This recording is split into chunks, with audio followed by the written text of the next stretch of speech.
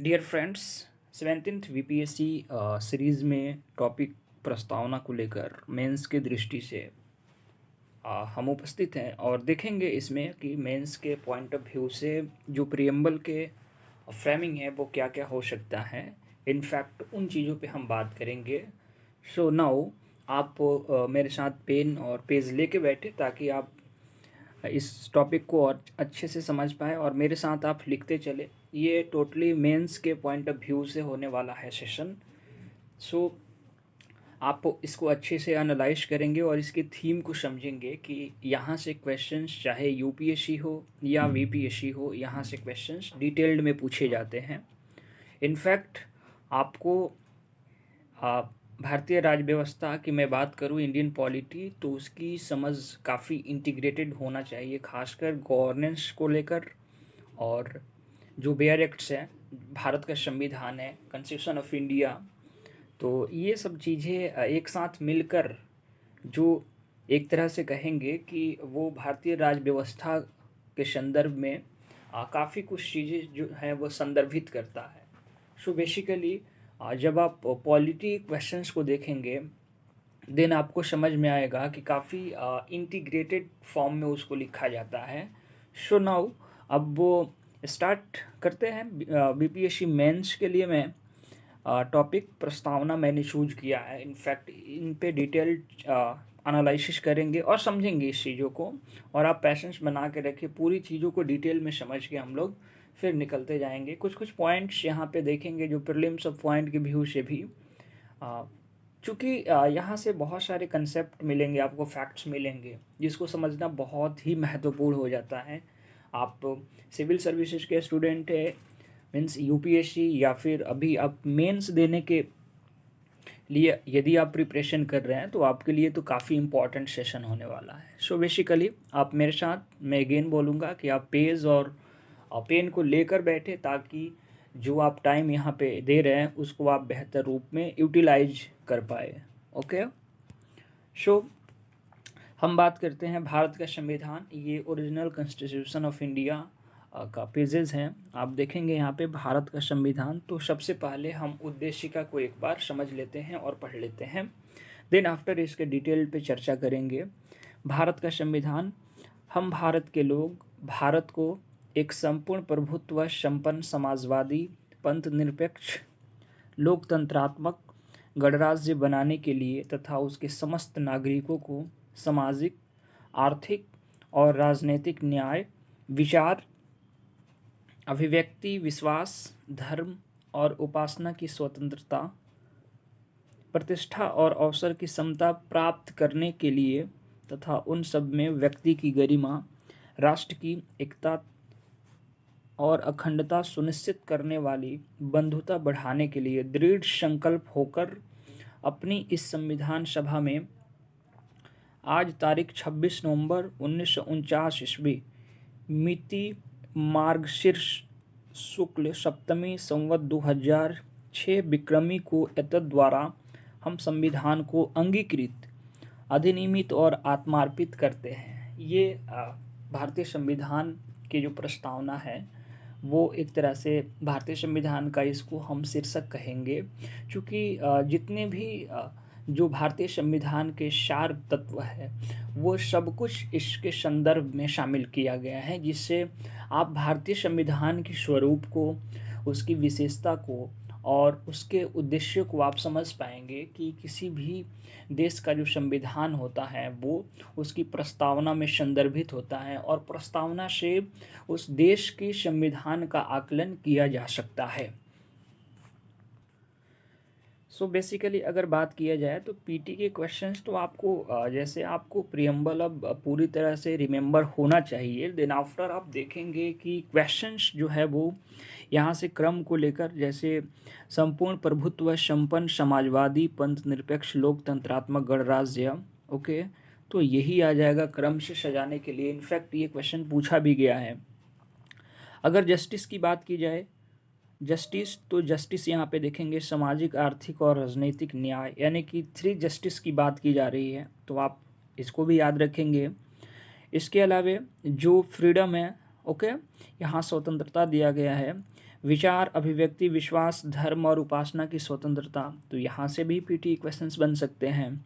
समता की बात की गई है, प्रतिष्ठा और अवसर की, वहाँ से भी क्वेश्चन बन सकता है। इसके अलावा अगर मैं बात करूँ तो जैसे इन टर्म पे ज़्यादा आपको ध्यान देना है, अंगीकृत, अधिनियमित और आत्मार्पित, तो मेजर क्वेश्चंस यहाँ से तो बनेंगे, लेकिन इसके जब हम प्रकृति को समझेंगे, इसके स्रोत को समझेंगे, इसके उद्देश्यों को समझेंगे, देन आफ्टर आपको रियलाइज़ होगा कि यहाँ से क्वेश्चंस काफ़ी कंसेप्चुअल भी पूछे जाते हैं। सो अगर मैं बात करूँ तो हम 3 चीज़ों पे आज टॉक करने वाले हैं। एक तो प्रियम्बल का सोर्सेज, स्रोत क्या होने वाला है। दूसरा नेचर की, जो भारतीय संविधान की प्रस्तावना है उसकी जो प्रकृति है, प्रकृति स्वरूप है, वो कैसा होगा, एंड मोटिव, उसका उद्देश्य क्या है। तो हम इन 3 चीज़ों पे डिटेल में एनालाइज करेंगे, चूँकि बीपीएससी मेंस के प्रोस्पेक्टिव से ये एनालाइज किया जाएगा। सो नाउ अगर बात किया जाए तो सबसे पहले हम स्रोत की बात कर लेते हैं कि सोर्सेज का मतलब क्या होता है। जैसे आपने प्रियम्बल अभी जस्ट मैंने पढ़ा, हम भारत के लोग, अर्थात इसका मतलब हुआ कि मैं आपको विद डायग्राम से समझाऊंगा तो आप ज़्यादा चीज़ों को समझ पाएंगे। क्योंकि देखिए कई चीज़ें हैं जो आपको सुन के और पॉइंट ऑफ थोड़ा बहुत पॉइंट्स आप उसको आप डिनोट करके उन चीज़ों को समझ पाएंगे। अब फिर मैं आपको एक एक पॉइंट्स को अगर मैं लिखवाने बैठ जाऊं कि हाँ आप लिखते चलिए 2-2 लाइन 3-3 लाइन, डेट्स वो काफ़ी कम्प्लेक्स हो जाएगा। तो आप चीज़ों को समझिए, आप बुक से आपको जितना भी रीड करना होगा डैट मीन्स आप वहाँ करेंगे, बट इन चीज़ों को समझना यहाँ पे कि डिटेल्स में हम लोग समझेंगे लेकिन पॉइंट फॉर्म में समझ लेंगे तो ज़्यादा बेटर होगा, ज़्यादा इसको कॉम्प्लेक्स नहीं बनाना है। स्रोत की बात करें तो हम इस पे हम बात करते हैं। जैसे संविधान का जो आरंभ होता है, जो संविधान का आरंभ होता है, मैं यहाँ पे लिखूँगा और आप मेरे साथ लिखते चलेंगे। आरंभ होता है हम भारत के लोगों से, हम भारत के लोग से, अर्थात इसका मतलब ये हुआ कि जिसका अभिप्राय क्या है कि हम भारत के लोग ही शक्ति के मूल स्रोत हैं। यानी कि अगर देखा जाएगा तो जो संविधान की प्रस्तावना का प्रारंभ होता है हम भारत के लोग, तो हम भारत के लोग का तात्पर्य क्या है कि जो इसका शक्ति, एक तरह से देखा जाएगा तो जो भारत के लोग हैं वो शक्ति के मूल स्रोत हैं। तो आपको इसको याद रखना है कि उद्देशिका का आरंभ हम भारत के लोग शब्द से तो हुई है, लेकिन इसका अभिप्राय देखा जाएगा तो संविधान का मूल स्रोत भारत की जनता है, अर्थात जनता ही समस्त शक्तियों का केंद्र बिंदु है। यानी कि स्रोत की बात करें संविधान की प्रस्तावना की तो हम भारत के लोग, जो कि एक तरह से भारत की जनता की बात करता है, भारत की एक तरह से जो जनता है वो समस्त शक्तियों का केंद्र बिंदु है, तो जनता ही सब कुछ है, इसका तात्पर्य यह हुआ। तो स्रोत में हमें इन चीज़ों पे अच्छे से डिटेल में समझना है। तो स्रोत जब भी जैसे आपके सामने क्वेश्चन आएगा प्रियम्बल का, तो सबसे पहले उसके स्रोत को आपको दिखाना होगा। और कई चीज़ें हैं जैसे संविधान की प्रस्तावना या उद्देशिका किसी भी संविधान का वह भाग है जो संविधान के दर्शन को सारगर्भित रूप से हमारे समक्ष प्रस्तुत करता है। तो आप तो एक इंट्रो अपना बनाएंगे ही, लेकिन आपको सोर्सेज वहाँ दिखाना होगा जो कि काफ़ी इम्पॉर्टेंट है। जैसे मैं अगर मैं बात करूँ यहाँ पे, तो देखिए हम भारत के लोग यही सोर्सेज है, यानी कि जनता ही यहाँ का जो केंद्र बिंदु में है, उसके पास समस्त शक्तियाँ हैं। तो आपको इन चीज़ों को अच्छे से समझना है। सो बेसिकली अगर बात किया जाए सोर्सेज का, तो सोर्सेज हम लोगों ने जाना हम भारत के लोग एक तरह से देखेंगे, जिसका अभिप्राय है कि भारत के लोग ही शक्ति के मूल स्रोत हैं। सो नाउ नेक्स्ट हम करते हैं प्रस्तावना की प्रकृति, कि प्रियम्बल का जो नेचर है वो किस प्रकार का है, उस पर थोड़ी सी बातें हम लोग डिटेल में करेंगे और समझेंगे कि क्या इन चीज़ों का महत्व है और किस प्रकार इसको समझना है और किस तरह से ये संविधान की जो समतामूलक उद्देश्य है उसको ये जीवंत बनाए रखता है और कैसे संविधान के लक्ष्य को अर्जित करने का एक तरह से ये सार तत्व को प्रस्तुत करता है। तो प्रस्तावना की प्रकृति में सबसे पहले हम समझेंगे संप्रभुता के बारे में। संप्रभुता के बारे में डिटेल्स ये समझेंगे कि इस शब्द का आशय क्या होता है। भारत न तो किसी अन्य देश पर निर्भर है और न ही किसी अन्य देश का डोमेनियन है। अर्थात मान लीजिए कि कंट्रीज है भारत, ये तो ये किसी अन्य देश पे निर्भर नहीं है, ना ही किसी के अधीन है।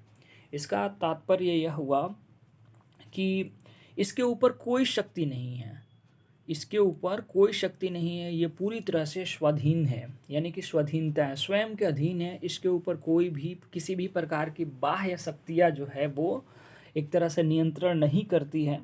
आंतरिक या बाहरी जो निस्तारण है वो करने के लिए खुद जो भारत देश है वो स्वतंत्र है। संप्रभुता का मतलब यही होता है कि उस पर किसी भी प्रकार का बाह्य नियंत्रण नहीं है। आंतरिक स्तर पे, बाह्य स्तर पे वो अपना स्वयं जो एक तरह से निर्णय लेने के लिए वो स्वतंत्र है पूरी तरह से। तो संप्रभुता का, लेकिन हमें एक चीज़ पे और ध्यान देना होगा। जैसे आपने 1949 में जो भारत ने राष्ट्रमंडल खेल की सदस्यता स्वीकार किया था, तो कई जैसे ऐसे माना गया कि ब्रिटेन को इसका प्रमुख तो माना जाता है राष्ट्रमंडल खेलों का, लेकिन अगर मैं बात करूं तो संविधान से अलग यह घोषणा किसी भी तरह से एक तरह से भारत की जो सॉवरेनिटी है, संप्रभुता है, उसको किसी भी तरह से इम्पैक्ट नहीं करता। इसलिए नहीं करता है क्योंकि उस समय इंडियन कॉन्स्टिट्यूशन ने यह घोषणा किया था कि सदस्यता होने के बावजूद भी एक तरह से देखा जाएगा तो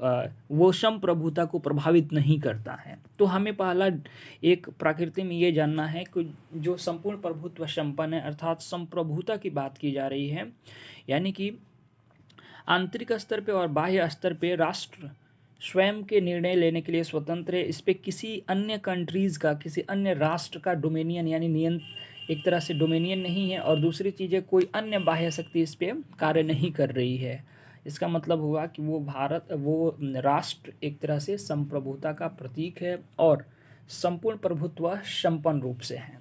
अच्छा, अगर दूसरी चीज़ें मैं बात करूँ, यहाँ पे डिस्कस करूँ तो समाजवादी। ओके,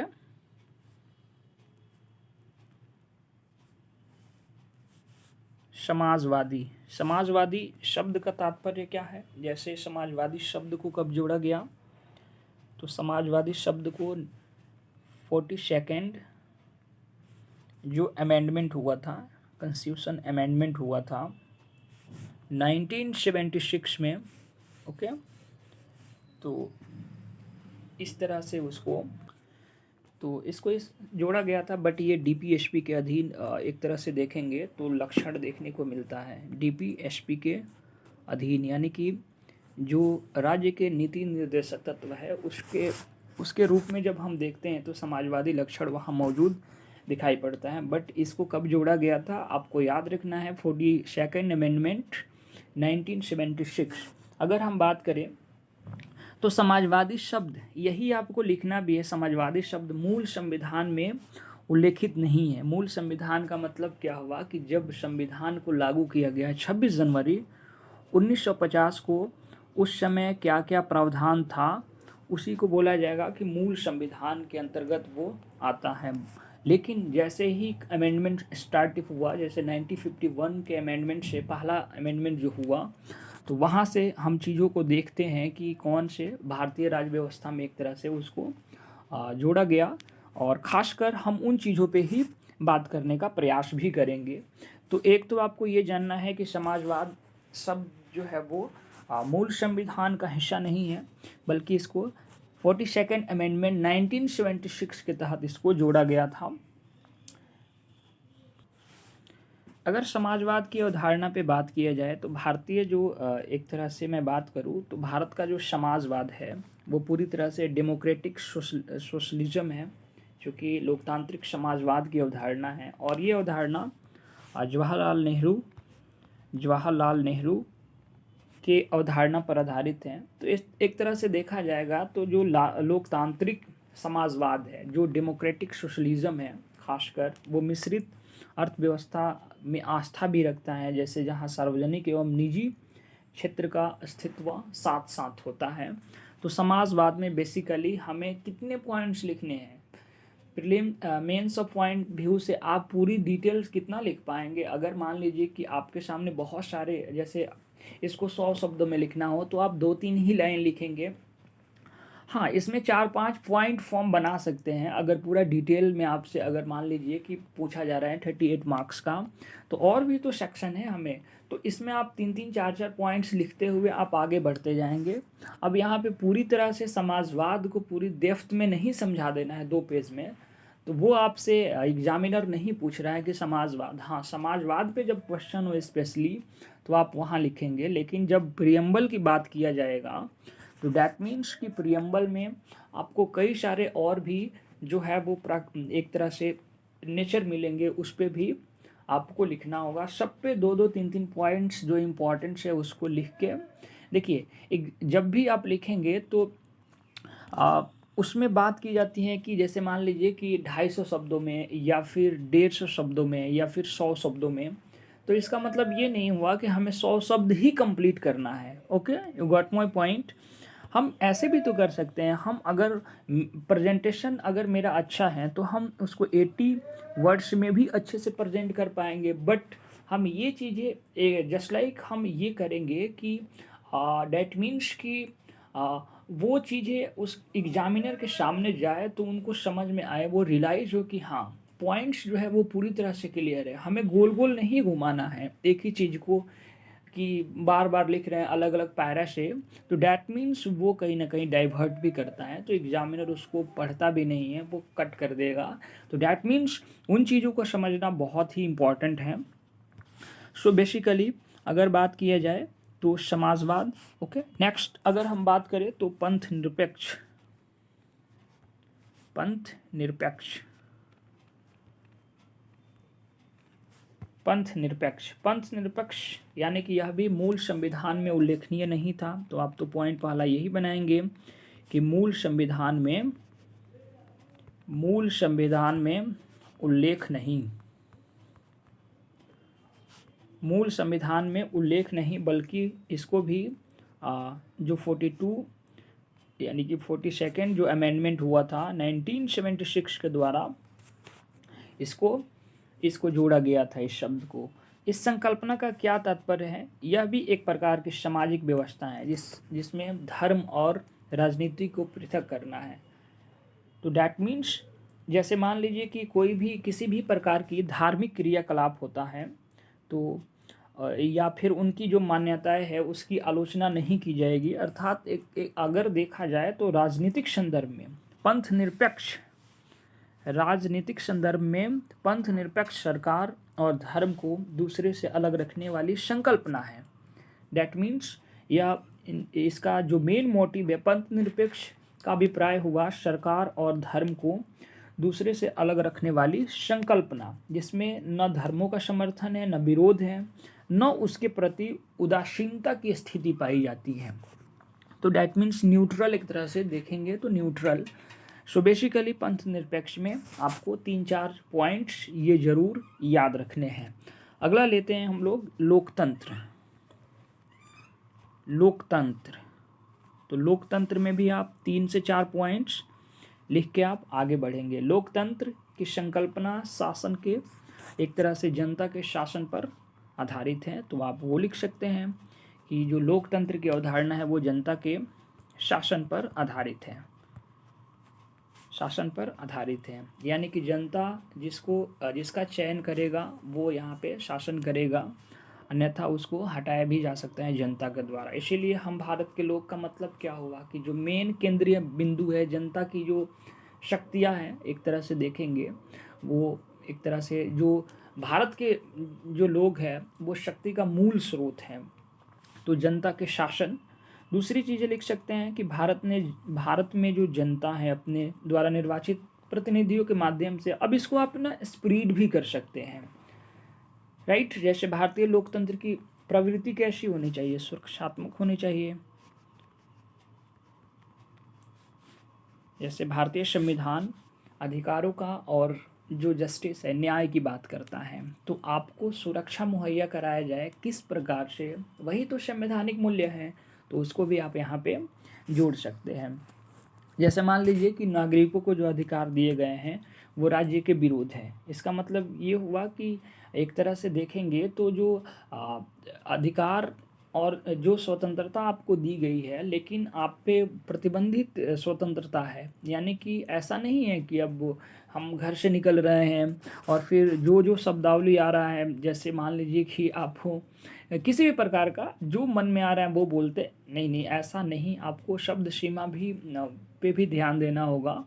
जैसे आपने हेट स्पीच सुना ही होगा, तो डैट मीन्स तो आप पे कई चीज़ों का बाउंडेशन भी लगाता है। तो प्रतिबंधित स्वतंत्रता, ओके, कुछ चीज़ों में तो आपको देखने को अवश्य मिलेगा। अगर देखा जाएगा तो राजनीतिक एवं संवैधानिक दृष्टि से भारत में लोकतंत्र के सामाजिक, आर्थिक और राजनीतिक स्वरूप विद्यमान होते हैं। तो आप लोकतंत्र में इन चीज़ों को लिख सकते हैं और कई चीज़ें जो हैं लोकतंत्र से आप जोड़ के भी देख सकते हैं कि डैट मीन्स इसका इम्पैक्ट कहाँ कहाँ पड़ता है, तो वो आप यहाँ से लिख सकते हैं। अगर मैं बात करूँ तो गणराज्य, okay, you got my point. तो गणराज्य की बात करें, गणराज्य के आशय से क्या है, मतलब ऐसी एक शासन प्रणाली है जिसमें राष्ट्र का प्रमुख हमेशा एक निश्चित अवधि के लिए प्रत्यक्ष या अप्रत्यक्ष रूप से एक निश्चित अवधि के लिए निर्वाचित होता है। जैसे मान लीजिए कि अगर हमें किसी राष्ट्र के प्रमुख को एक तरह से चयन करना है तो वो क्या होगा, यानी कि प्रत्यक्ष या अप्रत्यक्ष रूप से इनको चुना जाएगा और इनकी एक निश्चित अवधि भी तो होगी। ऐसा थोड़े है कि राजतंत्रात्मक है, एक बार राजा बन गए तो फिर उनके जो वंशावली है, उनकी जो पीढ़ी है वही बनेगी, ऐसा नहीं है। गणराज्य का मतलब हुआ कि जो राष्ट्र का प्रमुख होगा वो हमेशा एक निश्चित अवधि के लिए या तो प्रत्यक्ष रूप से या फिर अप्रत्यक्ष रूप से उनका चयन किया जाएगा, लेकिन एक निश्चित अवधि के लिए निर्वाचित होते हैं। ओके, तो भारतीय संदर्भ में यदि हम बात करें, देखा जाएगा तो जैसे राष्ट्रपति का चुनाव की बात करें, प्रेसिडेंट सर का जो चुनाव होता है, तो वो चुनाव के प्रेसिडेंट जो भी बनते हैं वो चुनाव के जरिए आते हैं। इसका मतलब ये हुआ कि 5 वर्षों के लिए अप्रत्यक्ष रूप से इनको चुना जाता है। तो एक तरह से गणराज्य का जो अभिप्राय है वो इस प्रकार है। तो हम लोगों ने यहाँ डिस्कशन किया प्रस्तावना की प्रकृति पे, जैसे संप्रभुता की बात किया हमने, समाजवादी की बात किया, पंथ निरपेक्ष का हम लोगों ने बात किया, लोकतंत्र की बात हुई और इसके साथ साथ जो गणराज्य है उसकी बात हुई। आप इतने पॉइंट्स को लिख सकते हैं। अगर क्वेश्चंस कम शब्दों में लिखना है तो आप कम ही लिखेंगे, बट यहाँ पे पॉइंट्स और भी आप ऐड कर सकते हैं अपने अंडरस्टैंडिंग से। ज़रूरी नहीं कि जो चीज़ें आपको बतलाई जाए उन चीज़ों पे ही आपको एक तरह से निर्भर रहना है। डैट मीन्स जब भी आप जैसे आर्टिकल आ रहा है या कुछ डेमोक्रेटिक कंट्रीज़ को खासकर, या फिर डेमोक्रेटिक जो सोशलिज्म जो पैराडिगम है, आप उसकी कंसेप्ट को अगर अच्छे समझते हैं तो आप उसको और भी स्प्रीड कर सकते हैं। तो जितना एक्सटेंड करेंगे, लेकिन हमें ध्यान रखना है कि जो एक तरह से जो शब्दावली है उसके अंतर्गत ही हमें उसको रिटन फॉर्म में देना है एग्जामिनर को। सो बेसिकली यहाँ पे हम लोगों ने बात कर लिया जो प्रकृति है प्रस्तावना की, उस पर बात हो गई। अब हम थोड़ी बात करते हैं उसके उद्देश्यों को लेकर। सोर्स हम लोगों ने जाना, प्रकृति जाना, अब थोड़ी सी मोटिव की बात कर लेते हैं कि संविधान जो प्रस्तावना का उद्देश्य है वो क्या उद्देश्य एक तरह से अभिकल्पित करता है। तो उद्देश्य की बात करें तो उद्देश्य में बेसिकली हमें क्या जानना है, जैसे उद्देश्य की बात करें तो न्याय, समता,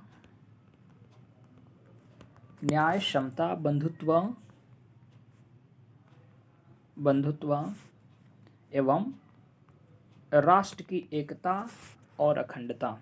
राष्ट्र की एकता और अखंडता। तो बेसिकली जो संविधान के प्रस्तावना यानी उद्देशिका का जो उद्देश्य है वो न्याय, जस्टिस कैसे दिया जाए, इक्वलिटी, बंधुत्व, फ्रेटर्निटी एंड जो राष्ट्रीय अखंड एकता है और उसकी जो अखंडता है उसको कैसे अछूड़ बनाए रखना है, इन चीज़ों को एक तरह से भारतीय संविधान की जो उद्देशिका है वो एक तरह से इस उद्देश्य को जीवंत रखा है और ये प्रस्तावना के उद्देश्यों में शामिल है। तो हम इन चीज़ों पे डिटेल पढ़ेंगे कि जस्टिस की बात कैसे हो रही है संविधान में, समता की बात, बंधुत्व एवं राष्ट्र की एकता और अखंडता की बात, और यही पॉइंट्स आपको जो संविधान के प्रस्तावना के उद्देश्य है उसमें आपको लिखना भी है। तो अगर मैं बात करूँ जस्टिस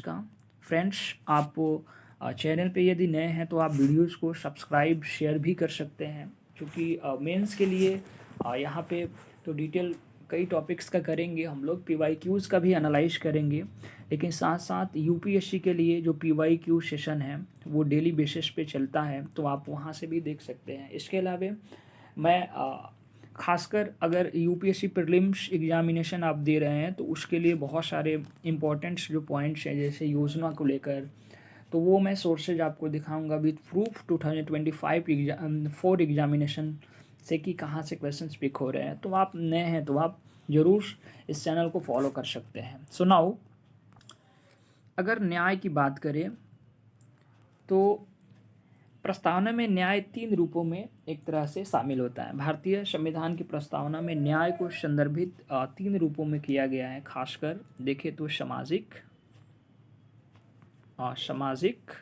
दूसरा आप मेरे साथ लिखते भी चलेंगे तो डैट मीन्स कि बहुत ही अच्छा ही रहेगा, और राजनीतिक।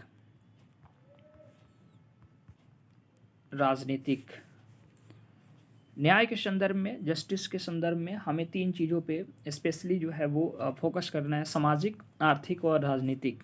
अगर सामाजिक न्याय की बात किया जाए,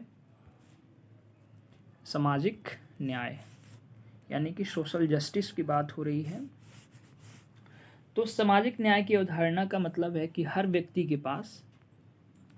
के साथ जैसे मान लीजिए कि ये कोई पर्सन है, तो पर्सन के साथ जाति, रंग, धर्म, लिंग के आधार पर बिना भेदभाव किए समान व्यवहार यानी कि इक्वल बिहेवियर आपको करना है। ये संविधान का एक तरह से उद्देश्य भी है और उसका समतामूलक मूल्य भी है। तो सामाजिक न्याय में जैसे मान लीजिए कोई व्यक्ति के साथ जाति, रंग, धर्म, लिंग या फिर अन्य आधार पे भेदभाव किए बिना समान व्यवहार करना है। इसके अलावा इसका मतलब क्या हुआ, मान लीजिए कि समाज में अगर बात किया जाए तो समाज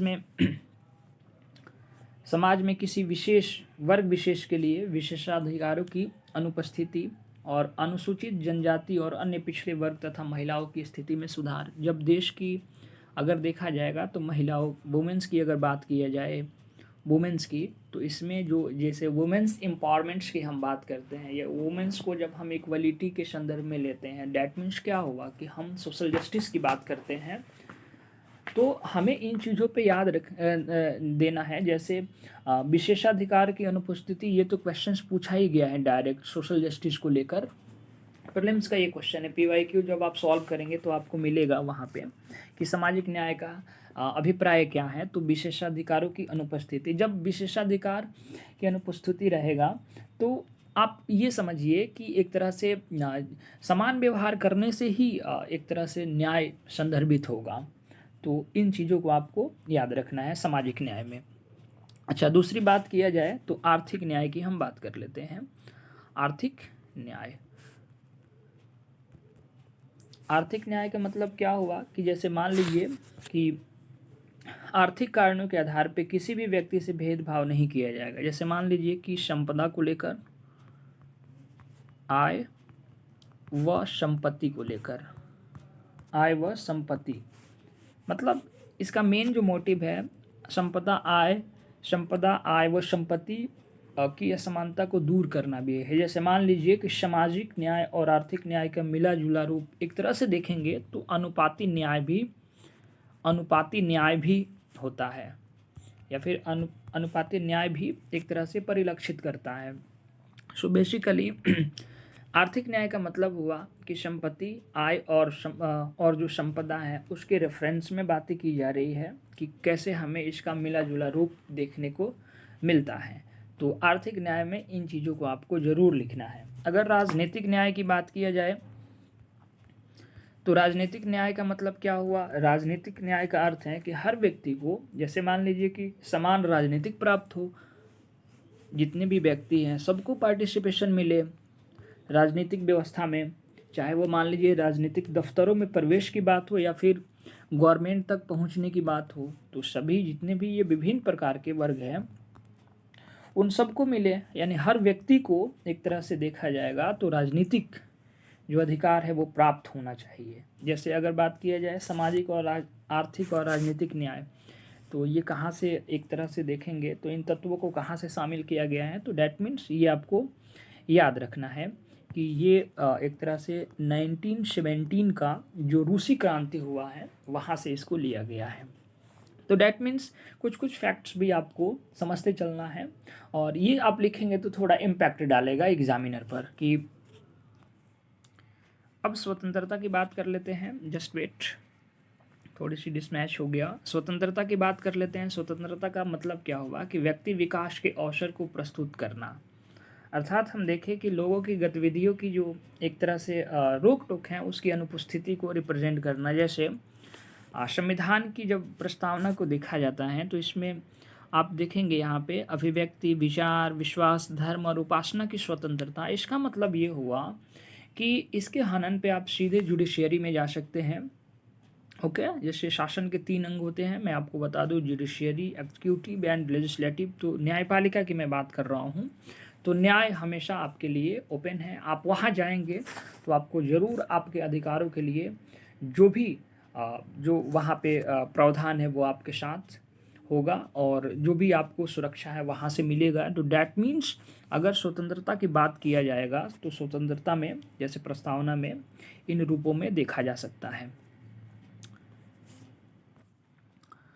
वहीं अगर बात किया जाए तो भारत में एक तरह से देखेंगे जब इन कॉन्स्टिट्यूशन ऑफ इंडिया के संदर्भ में, तो स्वतंत्रता है लेकिन भारत में एक सीमा तक ही स्वतंत्रता है। जैसे मैंने पहले बताया था आपको कि आप कुछ भी मन में, जैसे मान लीजिए जो भी अपशब्द आए उसको नहीं बोलेंगे, ये आपका अधिकार, एक तरह से आपको भारतीय संविधान ये अधिकार नहीं देता है। डैट मीन्स प्रतिबंधित, एक तरह से कहेंगे कि वो आपको स्वतंत्रता मिला है। तो संदर्भ में एक तरह से देखा जाए तो प्रस्तावना में प्रदत्त स्वतंत्रता एक मौलिक अधिकार शर्त रहित नहीं है।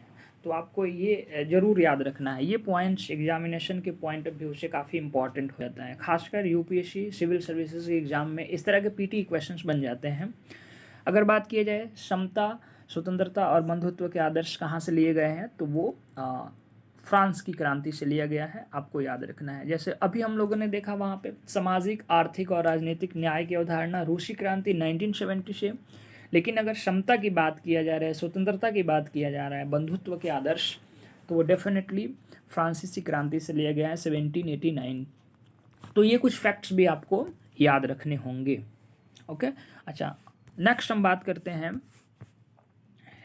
करते हैं समता की, इक्वलिटी की बात करते हैं। तो समता कैसे आएगा? समता का अर्थ है कि जैसे मान लीजिए समाज के किसी भी वर्ग के लिए विशेषाधिकारों की अनुपस्थिति और बिना भेदभाव के हर व्यक्ति को समान अवसर प्रदान करना। जैसे मान लीजिए कि कोई भी वर्ग है तो एक तरह से उसको विशेष अधिकार नहीं दिया जाएगा, मतलब उसकी अनुपस्थिति होगा, और बिना भेदभाव किए हर व्यक्ति को एक तरह से समान अवसर दिया जाएगा।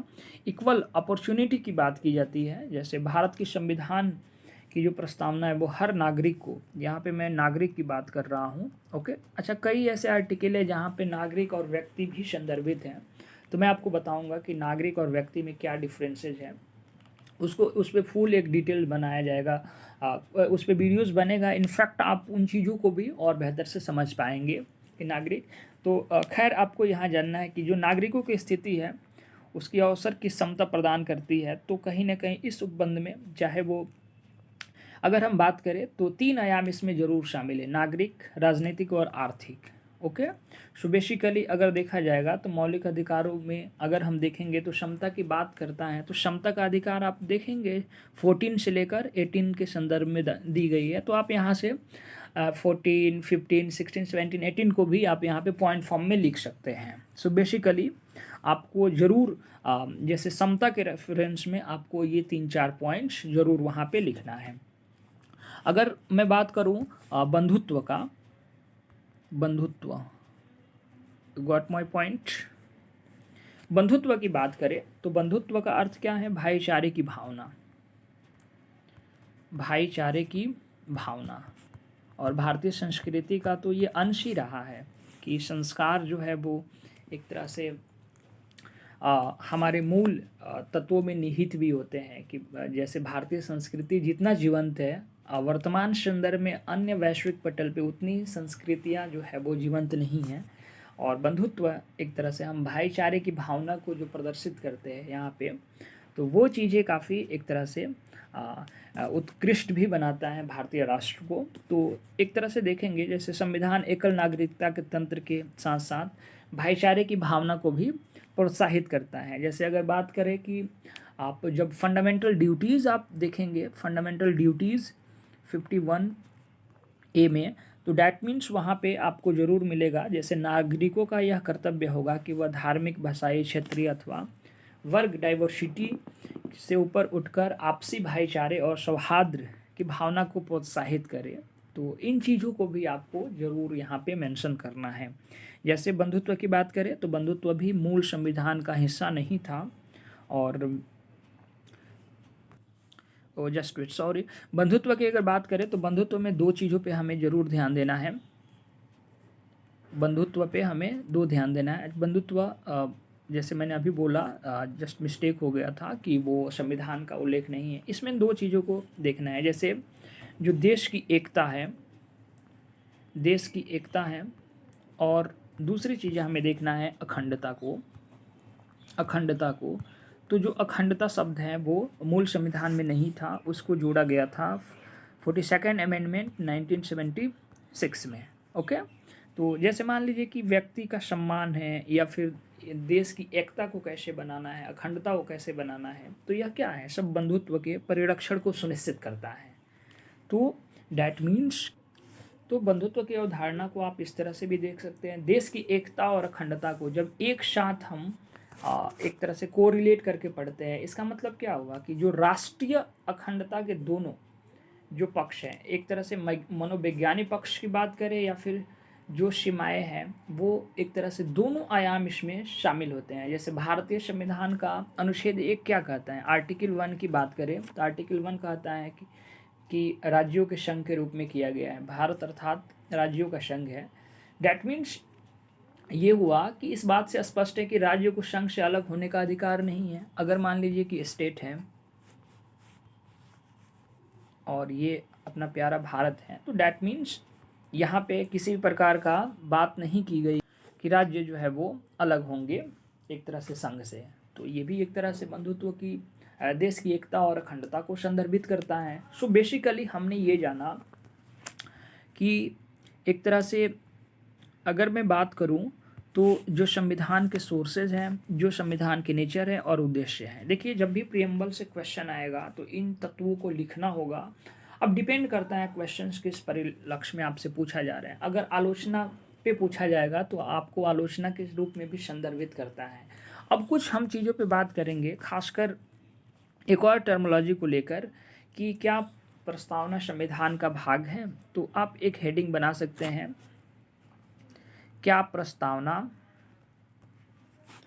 संविधान का भाग है, क्योंकि यहाँ से प्रीलिम्स के क्वेश्चन बनते हैं और मेंस में भी आपको ज़रूर ये दिखाना है। तो ये क्वेश्चन मार्क रहेगा और इसको हम लोग थोड़ा सा डिटेल समझने का प्रयास भी करते हैं, क्या प्रस्तावना संविधान का भाग है। तो अगर इसको लेकर आरंभ से ही विवाद रहा है, काफ़ी डिस्प्यूट भी रहा है, और ख़ासकर जैसे आप बेरू संघ मामला जब आप देखेंगे तो बेरूबारी अगर संघ की बात किया जाए, केशवानंद भारती की बात किया जाए 1973 का, तो बेरूबारी संघ में सुप्रीम कोर्ट ने क्या कहा कि प्रस्तावना संविधान का भाग नहीं है। हालांकि कई उस पर बातें भी हुई, जैसे न्यायालय ने कहा कि जैसे संविधान निर्माताओं के मस्तिष्क के लिए एक प्रकार की यह कुंजी जरूर है, उसके उद्देश्य को संदर्भित करता है, लेकिन फाइनली जो डिसीजन हुआ, एक तरह से प्रस्तावना संविधान का भाग नहीं है। तो यहाँ पे कहा गया कि प्रस्तावना संविधान का भाग नहीं है। लेकिन केशवानंद भारती की अगर बात करें तो केशवानंद भारती केस में जब ये कहा गया तो उच्चतम न्यायालय ने पूर्व व्याख्या को अस्वीकार कर दिया, जो व्याख्या हुई थी उसको अस्वीकार कर दिया, और फिर यह महसूस किया कि नहीं, संविधान जो है एक तरह से संविधान में प्रस्तावना का जो इम्पोर्टेंस है वो काफ़ी इम्पॉर्टेंट है और उसको अति महत्वपूर्ण हिस्सा भी माना। और फिर उसके जो विचार है, प्रस्तावना की जो विचार है, उसको जब एनालाइज किया गया, डैट मीन्स तब समझ में आया कि प्रस्तावना जो है वो एक तरह से आंतरिक हिस्सा है। तो पुनः सुप्रीम कोर्ट ने वहाँ पे अपना एक तरह से डिसीजन दिया कि प्रस्तावना संविधान का भाग है। अगर मैं बात करूँ तो जैसे लेकिन उसमें एक और बातें की गई कि केशवानंद भारतीवाद में जैसे प्रस्तावना संविधान का भाग है, परंतु यह शक्ति का नहीं। तो आपको जरूर याद रखना है, यह जरूर प्रस्तावना संविधान का भाग है लेकिन शक्ति का नहीं, क्योंकि इस पे भी पीवाई क्वेश्चंस बना हुआ है। सो बेसिकली केशवानंद भारती से हमें समझ में आता है। एक और केस है LIC ऑफ इंडिया मामला। LIC ऑफ इंडिया मामला जो आया था 1995 में, उसमें भी एक तरह से उच्चतम न्यायालय ने सुप्रीम कोर्ट के द्वारा प्रस्तावना को एक तरह से संविधान का आंतरिक हिस्सा माना गया। तो जस्ट मीन्स कि ये 2-3 केसेस जो है, लैंडमार्क्स जो है, वो आपको ज़रूर वहाँ पोर्ट करना है कि इससे स्पष्टीकरण हो जाए कि प्रस्तावना वाकई में भारतीय संविधान का हिस्सा है या नहीं है। तो ये लैंडमार्क्स काफ़ी एग्जामिनर को अट्रैक्टिव करता है। तो डैट मीन्स कि आप लिटरली जो चीज़ें हैं उसको आप ज़रूर प्रस्तुत करें और प्रेजेंट करें। डैट मीन्स फिर आप उसको अच्छे समझने का प्रयास भी करेंगे। जैसे मान लीजिए कि प्रस्तावना न तो विधायिका की शक्ति का स्रोत है, नहीं उसकी शक्तियों पर प्रतिबंध लगाने वाला। तो इन चीज़ों को भी आपको याद रखना है। जैसे 2 कंटेक्स्ट भारतीय संविधान की प्रस्तावना के संदर्भ में की जाती है। जैसे प्रस्तावना न तो विधायिका के शक्ति का स्रोत है, शक्ति का स्रोत तो हम भारत के लोग यानी कि जनता का है। तो यहाँ पे फंसना नहीं है, यहीं पे क्वेश्चन ट्विस्ट कर दिया जाएगा और जब स्टेटमेंट आएगा तो आपको लगेगा देखने में तो अच्छा लग रहा है, तो डैट मीन्स आप चले जाएंगे फिर वो, और ना ही उसकी शक्ति पर प्रतिबंध लगाने वाला है। तो शक्ति पे प्रतिबंध भी नहीं लगा सकता है विधायिका। अच्छा, यह गैर न्यायिक होता है, मतलब इसका मतलब ये हुआ कि न्यायालय में इसे चुनौती नहीं दी जा सकती है। तो ये 2 चीज़ें खासकर आपको याद भी रखना है। सो डैट मीन्स हमने इन चीज़ों को समझा कि कैसे हमें डिटेल्स में अगर क्वेश्चन आए प्रस्तावना को लेकर तो हमें कैसे उसको लिखना है। तो आप ज़रूर पहले एक इंट्रो बनाएंगे। You got my point. आपको एक रफली आप एक इंट्रो बनाएंगे। यहाँ पे जैसे मान लीजिए कि ये पेजेस हैं, क्वेश्चन जब भी आए तो आप यहाँ पे रफली एक आप बनाएंगे यहाँ पे इंट्रो। उसके मूल पार्ट्स में आपको इन चीज़ों को ज़रूर लिखना है। जैसे सोर्स, स्रोत क्या है, स्रोत तो बताएंगे ही, इसके अलावा प्रकृति क्या है, और फिर अगेन आप लिखेंगे कि इसकी जो उद्देश्य है वो क्या है। और फाइनली जब आते हैं कंक्लूजन पे, तो कंक्लूजन की अगर बात किया जाएगा तो ये काफ़ी इम्पॉर्टेंट हिस्सा हो जाता है किसी भी क्वेश्चन के लिए। तो कंक्लूजन क्या, जैसे मान लीजिए कि भारतीय संविधान के जो समतामूलक उद्देश्य है, जो संवैधानिक मूल्य है, एक तरह से संविधान की जो प्रस्तावना है वही तो बताता है ना कि जैसे मान लीजिए कि भारतीय समाज यदि लोकतांत्रिक है तो लोकतांत्रिक में क्या है, अधिकार, न्याय और जो उसके उद्देश्य है उसको प्राप्त करने के लिए वो एक तरह से वो संदर्भित करता है। तो कंक्लूजन काफ़ी इम्पॉर्टेंट है और कंक्लूजन को काफ़ी इम्पॉर्टेंट रूप से लिखना होगा ताकि कंक्लूजन एक तरह से पूरी सार तत्वों को कहीं ना कहीं वो संदर्भित करे। तो फाइनली वैसे मैं आपको बता दूं कि मेजर अगर क्वेश्चंस होते हैं तो बहुत कम ही कंक्लूजन लिखे जाते हैं, बट आपको लिखना चाहिए कंक्लूजन। डैट मीन्स ये काफ़ी इम्पॉर्टेंट भी है।